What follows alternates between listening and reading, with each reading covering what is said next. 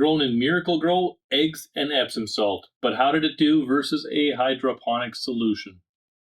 For this Miracle Gro test, I need two things. I need a source of calcium, and I also need a source of magnesium and sulfate to kind of balance this out to get a neutral fertilizer.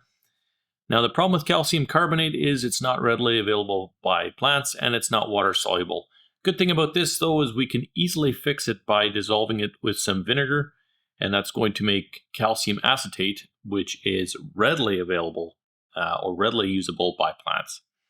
So to kind of make apples and apples on here and try to get the two formulations as close to as possible, I'm going to use a program called HydroBuddy. So to do this, I'm going to first select a formulation, and I'm going to be using the tomatoes determination from the U of Florida. I'm also going to fill in my volume to 3 gallons, and then I'm going to pick out my substance selection. So I'm going to take an all-purpose Miracle Gro because I'm sure this is the one that's available for most people. We're going to add that.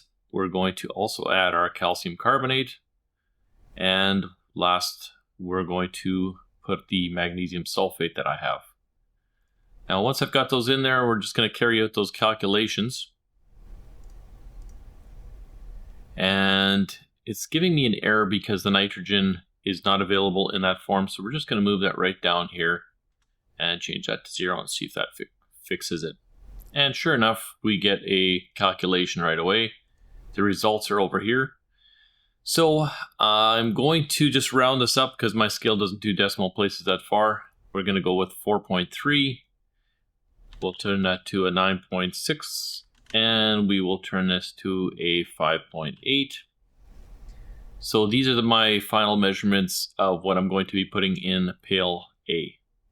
Well, if you want to learn how to do the calcium carbonate conversion to calcium acetate for yourself, for either outdoor plants or for hydroponics, I will leave a card up top about how I got those results and how much to use of each.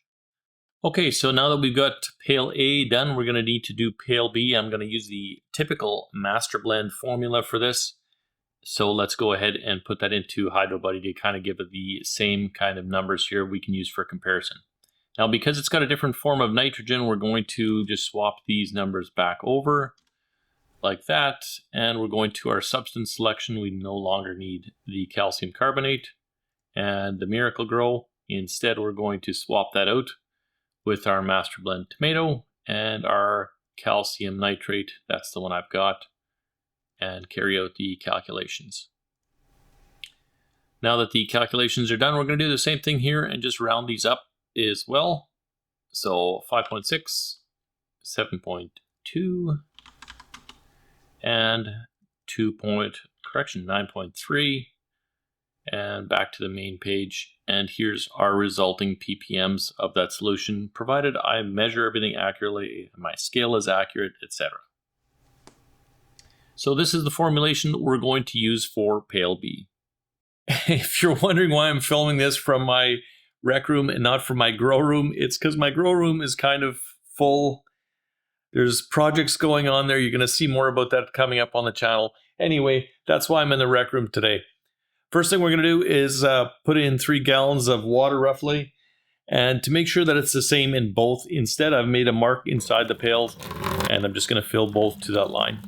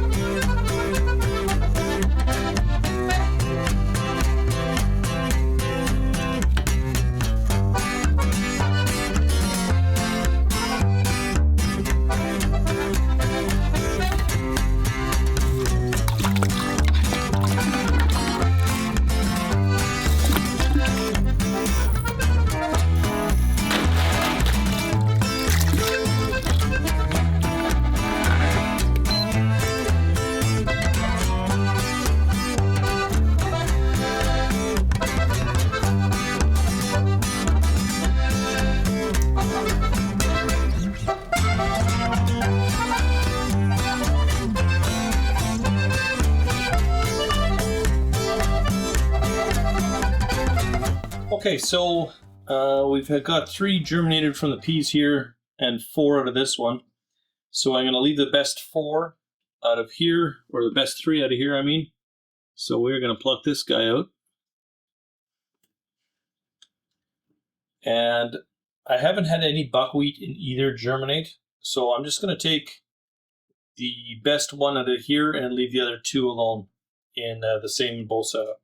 This one also has a kind of a runt, so we'll get rid of him. And same with this side, has a bit of a runt, so we'll get rid of that as well. And we will take this middle guy and we'll do the same here. We're going to take this middle guy out of here and we're going to plop that down. Get it to stand up nice. There we go. So something is clearly going on with Pale A here and this. So I'm going to just take today and quickly check the pH and make sure the pH and EC is okay. Kind of the plus side of having these in pails, I can just lift one right out and move it around. Let's see what we got here for EC. All right, this one's showing at, we'll call it 1350. I'm curious to see what the pH is going to be. Ooh, look at that. 8.33, 8.35. So I'll get this pH down into the right range and then I'm going to check the other one. Okay, so I got the pH back to 6.05 and I couldn't believe how much pH down that took. I must have put 8 or 9 cc's in there. It was actually so much pH down, I didn't even believe my tester was working. So I quickly grabbed the General Hydroponics failsafe and it tested the same thing. So for whatever reason, that pH is way up there. The other thing that's kind of concerning too is along the rim of the pail. Look at the schmutz. Whatever. The pH is balanced in the A pail again. We'll put the plants back in there, then I'll check the B pail. Okay, the B pail, we got our pH at 6.42, so I'll put a little pH down just to get it back into 6, so that at least the 2 pails are back in the same parameter. Okay, so I put a little bit of pH down, just a cc, and got us to 6.12. Initially, I went a little bit too far, so I had to do a couple of cc's of pH up. So 6.13, that's pretty close. I'm not going to mess with that. So after pH adjustments on the B pail, we're at 1713, 1716. Okay, so with pH being back where it should be, I'm going to give those pails a bonus irrigation. So it's been 2 days since I did the pH adjustment, and I figured it's probably time today to check it again and just kind of see where we're at. It's a little bit high again, it's 6.6. So I'm going to pH down it again. Okay, so it took another 4 cc's of pH down. And I think we've got it right back into range. There we go, right at 6. Now, because I adjusted the A pail, I'm also going to be checking the B pail to see where that's at. And for the record, I have noticed a difference on the growth. That really limey green color is starting to actually fill out and become green. So clearly the plant is starting to pull nitrogen out again. And the pH of this one is 6.06. So the pH of this one is 6.06. There's absolutely nothing I need to do with this one. Just leave it alone, let it grow. Here's the comparison between the 2 hydroponic solutions. That is the B pail, and there's our A pail. You can pretty quickly see that although the solution worked, it didn't compare to the hydroponic solution of Masterblend mix. Okay, so A is on the left and B is on the right. Pretty close, but I think we definitely have some more green growth on the right-hand side here. Here again, A is on the left and B on the right.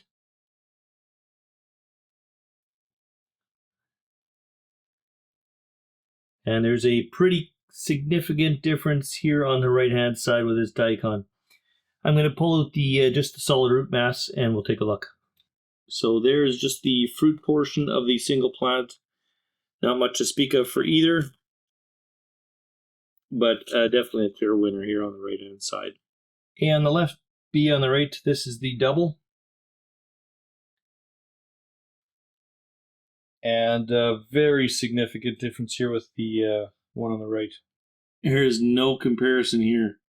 The two left, or the A side, are on the left here versus the B side. I mean, what a difference in plants. Here's a look inside the pails.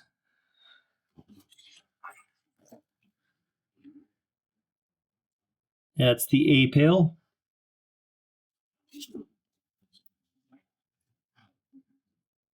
And there's our B pail.